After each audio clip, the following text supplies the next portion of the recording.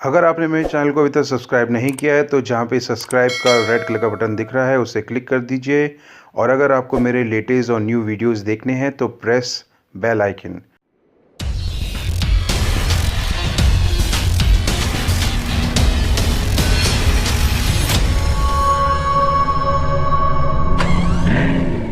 TikTok की parent company ByteDance ने WhatsApp को चुनौती देने के लिए इंस्टेंट मैसेजिंग ऐप लॉन्च किया है।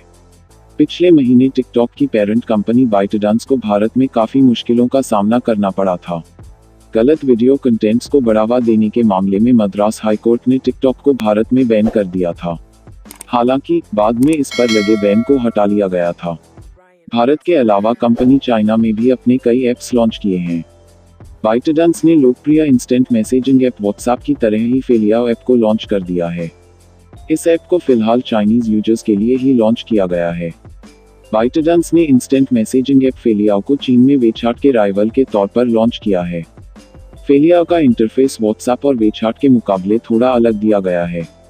मैसेजिंग ऐप होने के साथ ही यह यूजर्स को एक फोरम क्रिएट करने का विकल्प देता है।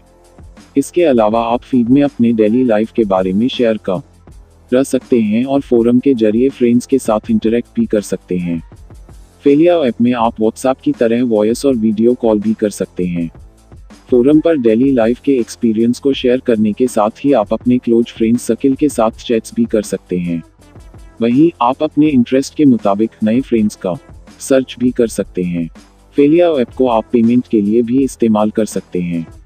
इसमें Alipay इंटीग्रेट किया गया है, जिसको इस्तेमाल करने के लिए आपको अपना पर्सनल डाटा फीड करना होगा। अब देखना यह होगा कि टिकटॉक अपना यह ऐप भारत में कब लॉन्च करेगा और कौन से खास फीचर देखने को मिलेंगी। यह सब हमें आने वाले टाइम पर पता चल जाए।